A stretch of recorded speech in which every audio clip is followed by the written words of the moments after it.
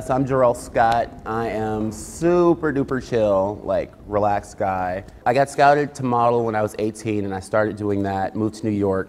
And that was really how I got to see this whole other side of life because I come from like a lower kind of income family. And then modeling kind of opened my eyes up to, you know, they're nicer things, they're fancier things.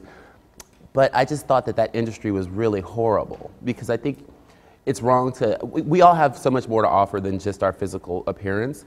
And so to take people who, you know, look a certain way and then to put them with the best hair, makeup, photographers, then retouch that and give that to the world like this is what you should aspire to be, I think is a lie. I've always been a very like artistic kind of guy. And I found that through fashion, you can kind of help people express who they are. You give them tools to, you know, feel beautiful. And so in my way, I feel like it's how I kind of can give back to the world and make a check at the same time. Because I mean, what you experience in like, you know, over the course of 3 months, that for us is all done in 1 month. And the longer you're on the show, I mean, like we have work days that are 18 hours long. You're totally cut off from your family. You can't do anything but design, and cameras are in your face the whole time. And if any of you have any desire to do reality TV or whatever, my advice would just be to just do you, just be who you are. So how long do you guys actually get for challenges? And what shortcuts do you guys take if you are taking shortcuts? You probably wake up at 5 a.m. You get the challenge. We work for like 18 hours, 20 hours a day. You have 30 minutes to sketch and come up with your concept, which all of you know as designers, I mean, it's limitless. You could do anything. So 30 minutes is kind of ridiculous. And then you go to Mood, which is like the superstore of fabric, and you have 30 minutes to shop. 30 minutes to shop? It's not like I just need blue denim. I have to come up with something fabulous, and this bitch is big. Then you get back, and you'll have like, you know, 12 hours to sew. But the crazy thing, you don't have any pattern blocks. You have to drape all that right there on the spot. Sometimes they only give you one size mannequin. Like we all have size 6. Your model may not be a size 6. She may be hippie, whatever. So you have to, you know, adjust that and work it out. And then you have to get on the runway and defend it with your life. Like it's your greatest work ever. And they rip you apart. And it's all damn day that you're standing on that runway. It's all damn day. I mean, it's like the last, you know, 15 minutes of the episode, but we're up there like 8, 9 hours. And those lights can keep chicken hot, okay? Because you're sweating profusely, especially if you're in the bottom. And yeah, it's kind of a lot. And then hopefully you live to do it again. Hell yeah, it's worth it. You know who I am, right? It's worth it. I'm a fan of me, so actually I don't expect them to chew me out. I expect them to love my because I love my so why wouldn't you love my Luckily, if they don't love my something quick with it, so I can, hey, bitches, and do a little dance, and hopefully they like that. If they didn't like this, I'm still here. That's kind of my thing. Yes, I was here last night. I really enjoyed it. For me, like, with fashion, there is nothing wrong or right in fashion. It's all, I mean, we're all artists. And for me, it's beautiful to watch people share what they consider to be beautiful. And, you know, some stuff I like, some stuff I don't. But, you know, hey, there are people who love some of my there are people who could really do without it. It's really just about self-expression. And whenever people are expressing who they are, I think it's a beautiful thing. What would be some of your biggest advice on breaking out into the coast, getting into larger markets? You just have to believe you can do it.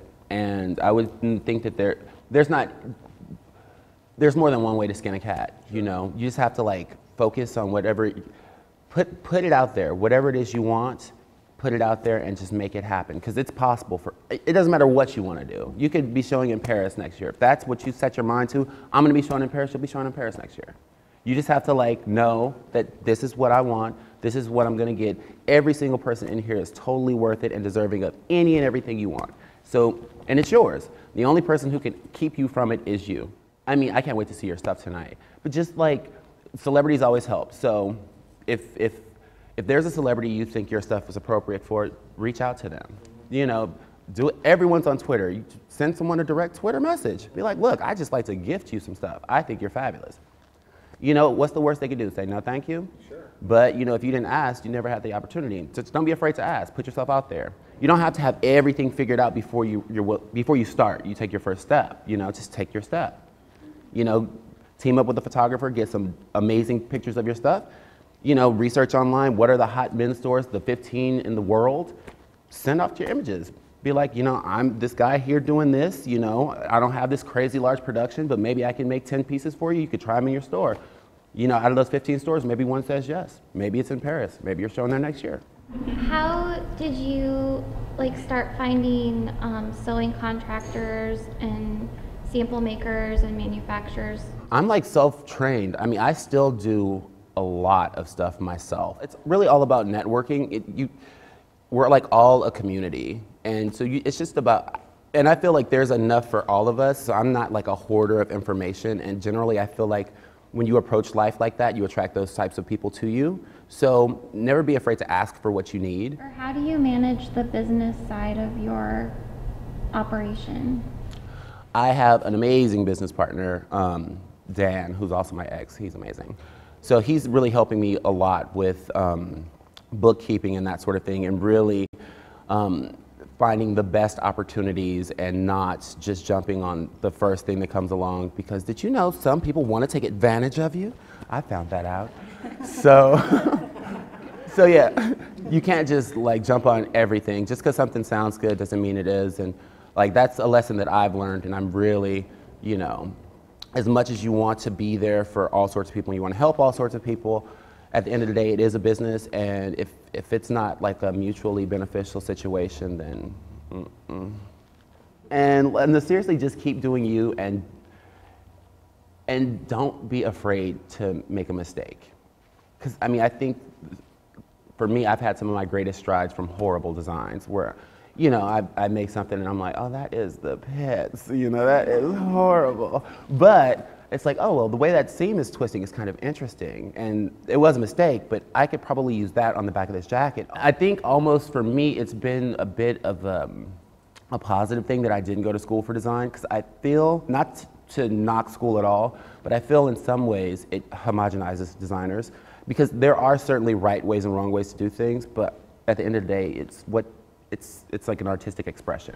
Do you think, as far as a designer goes, do you think you have more success doing more affordable pieces, or doing more like ultra, like chic, like high-end, more expensive? I mean, I think that you could have success doing anything you want. I think it really just depends on what your passion is and what you want to do. Because I mean, I'm like friends with like well, they just sold it, junk food. Pretty much, I'm sure everyone here has a T-shirt from them. They do, like they sold that company for like $120 million, like after 8 years, and that's T-shirts. So you can get paid doing that.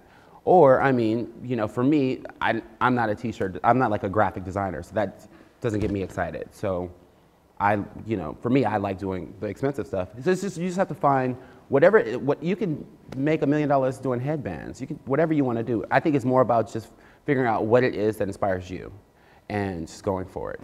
And it kind of, you know, money is important, but to me, the most important thing is happiness. So it's just got to be something that inspires you. I can't afford to hire an agency to represent me. Like, can you do that stuff yourself? Yes, you can. Okay. Yes, you can. I mean, you don't need to be doing trade shows if you don't have backing to fulfill the order. So what's the point? And you know, it doesn't have to be, you don't have to be some, you know, huge thing right out the gate. You know, you can start off with as small as you want, you know, like, and I think that's a misconception for a lot of people. They think they have to have like everything figured out before they can start, and you don't. You know, if all you can do right now, if you can make 5 dresses, just make 5 dresses, and like go to the store. You know, there must be some shop here that you think is fabulous, that you're like, I think my dresses would be fabulous here. Go and say, hello, this is my name. These are my 5 dresses. They're my only 5 dresses. Would you like to try my 5 dresses? And on consignment, they're not going to say no if they think it's a good fit. And if it's not a good fit for that store, well, then you don't really want your clothes there anyway, because they're not going to be able to sell it. I'm inspired by life. I'm sure when I walk away from this show, I'm inspired by everything, by every person I meet, by the way you have your haircut. Like when you came out yesterday, I was like, that is a cute ass haircut. And you never know like how that's going to translate in your work, you know? Yes. If you see my little blunt bang blouse, you'll know that has something to do with your haircut, girl. What has been like the greatest moment in your career? I mean, if it's not Project Runway. honestly, and not even to be all Mr. Cheesy or anything like that at all. But I've had like a few times where people have contacted me telling me that I've inspired them in some like serious way. Like I had this guy come up to me. He was 45 and he was in a profession that he didn't like, and so he's like, he always wanted to be a designer, so he went back to school for design. He's like crying, talking to me about this. And I was like, that's amazing. Like, because when I tell you, I'm just Jerell. I'm Jerell, I'm just me. And I will crack jokes in the car by my self because I think I'm funny, okay? And so just to realize that you could have that sort of impact on another person is amazing. And I mean, this has been such a gift to me in my life. And so to think that it affects other people in that kind of a positive way has been awesome. I'm misty and shit. Yeah, no, that's because, Humbling. yeah, it's like, really? Like, that's, yeah. Thank you so much, and thank you, Jerell. My pleasure.